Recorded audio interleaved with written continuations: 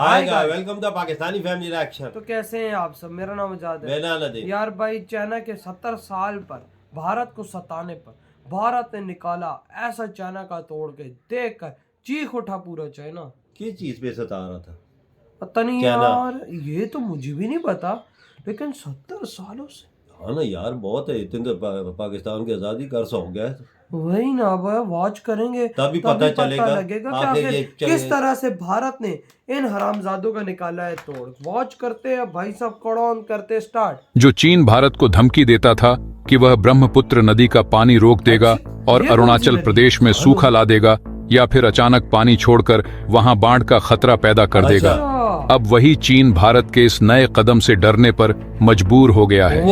दोस्तों, चीन ने यारलुंग त्सांगपो नदी, जिसे भारत में ब्रह्मपुत्र कहा जाता है, पर एक विशाल बांध बनाने का काम शुरू किया था।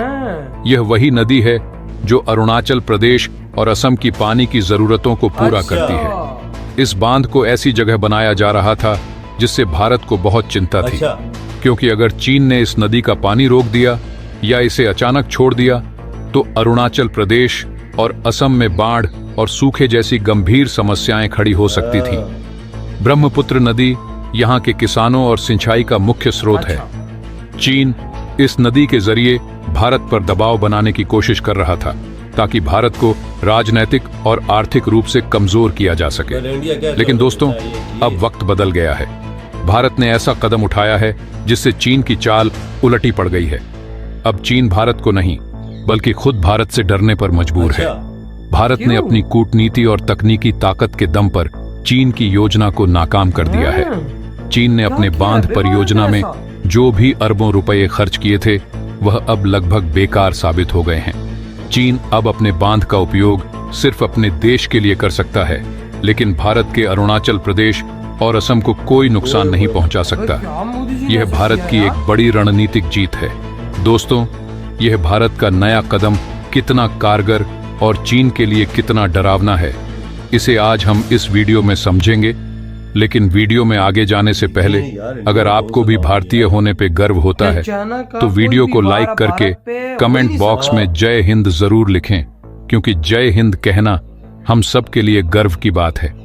दोस्तों, भारत ने एक ऐतिहासिक कदम उठाते हुए अरुणाचल प्रदेश के लोअर दिबांग घाटी में एक विशाल बांध बनाने की मंजूरी दे दी है।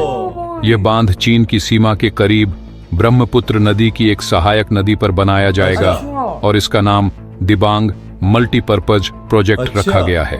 यह प्रोजेक्ट अब तक का सबसे बड़ा हाइड्रो पावर प्रोजेक्ट माना जा रहा है।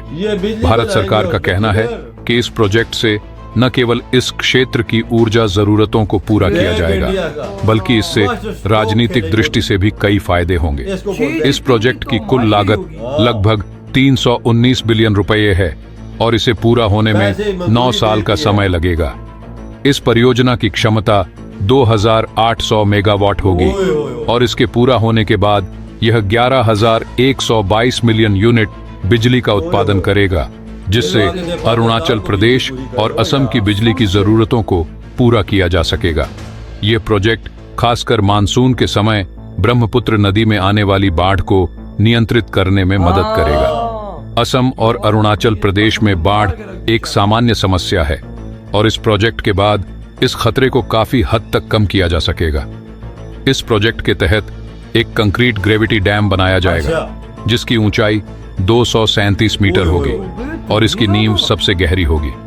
इसके साथ साथ 6 horseshoe headrace tunnels बनेंगी जिनकी लंबाई 300 से 600 मीटर के बीच होगी और डायमीटर लगभग 9 मीटर का होगा। इस बांध को storage based hydro electric venture कहा जा रहा है, क्योंकि यह बिजली का उत्पादन करने के साथ साथ बाढ़ नियंत्रण के लिए भी मददगार साबित होगा। ब्रह्मपुत्र नदी, जो असम और अरुणाचल प्रदेश के लिए जीवनदायिनी है, मानसून में बाढ़ का कारण बन जाती है। इस प्रोजेक्ट से ब्रह्मपुत्र नदी से जुड़ी समस्याओं का समाधान किया जाएगा। खासकर असम के लोगों के लिए यह प्रोजेक्ट वरदान साबित होगा, जो बार बार बाढ़ की विभीषिका का सामना करते हैं।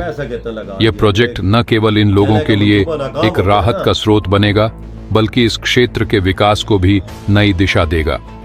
चीन हमेशा से अरुणाचल प्रदेश को अपना हिस्सा बताता ये रहा है कहता है और इस क्षेत्र में अपनी पकड़ मजबूत करने की कोशिश करता रहा है। चीन ने ब्रह्मपुत्र नदी पर बांध बनाकर भारत पर जल संसाधनों के जरिए दबाव बनाने की योजना बनाई थी, लेकिन भारत के इस प्रोजेक्ट ने चीन की सभी योजनाओं को नाकाम कर दिया है। अब चीन को इस क्षेत्र में अपनी किसी भी रणनीति को लागू करने में मुश्किल होगी।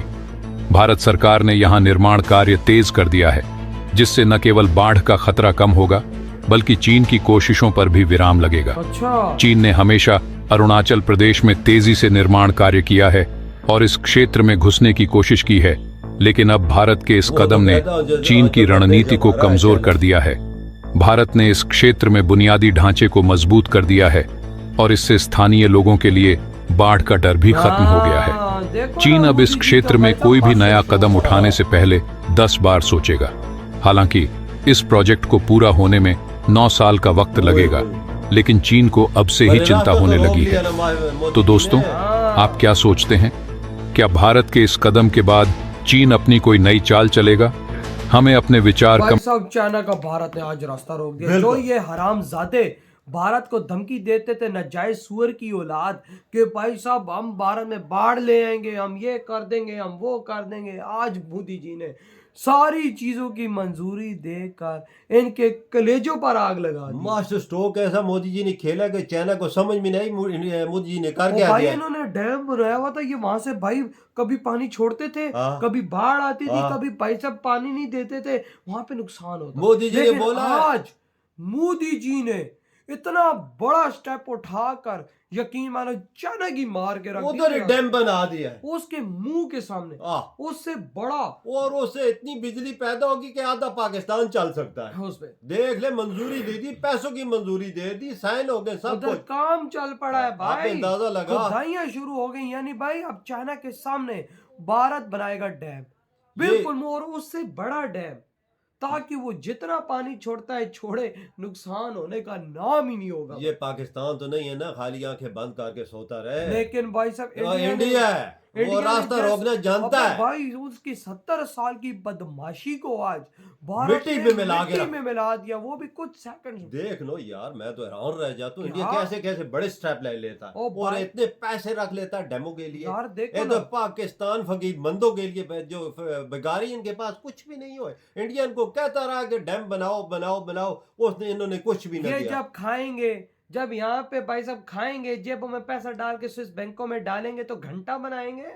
ते उसने देख चाइना की 70 साल चाल को नाकाम बना दिया जो मोदी जी ने। 70 साल से चाइना भारत में बदमाशी कर रहा था, आज भारत ने उसकी बदमाशी खत्म कर देख दी। ना यार, तुम्हारे सामने डैम बना के उन्होंने क्या कर दिया यार। इतनी अमाउंट मैं तो बोलता हूँ कि मिलियन ऑफ डॉलर में होगी। वही तो 9 साल लगेंगे। तकरीबन भाई साहब 2.5 मतलब 200 से प्लस मीटर की ऊंचाई है। फिर आपने अंदाजा लगा कि कितना बड़ा डैम होगा। हम्म। हाँ ना। और भाई वहां से और जो मतलब बिजली कि जनरेट- हजारों मेगावाट बिजली पैदा होगी और उन लोगों का कितना फायदा होगा, जो आंचल वहाँ पे- प्रदेश के लोग जो के वहाँ पे आसपास। खेती बाड़ी कर हाँ, वो उनको पानी उनको मिलेगा। पूरा मिलेगा। जब बाढ़ आएगी तो बाढ़ वहां पर अब नहीं आएगी। बिल्कुल। ये यकीन मानो, ये मोदी जी का दिमाग है जिसने आज चाइना की मार के रख दी। तो यकीन ये- मानो। तो यकीन कर, जिधर भी होता है मास्टर, मोदी जी मास्टर को ऐसा खेलते हैं ना, मास्टर स्ट्रोक, दुनिया को समझ नहीं आती कि मोदी जी कर क्या रहा है। कसम से आज चाइना चीख उठा होगा ये चीज देख के। उसका तो भाई साहब बोला होगा,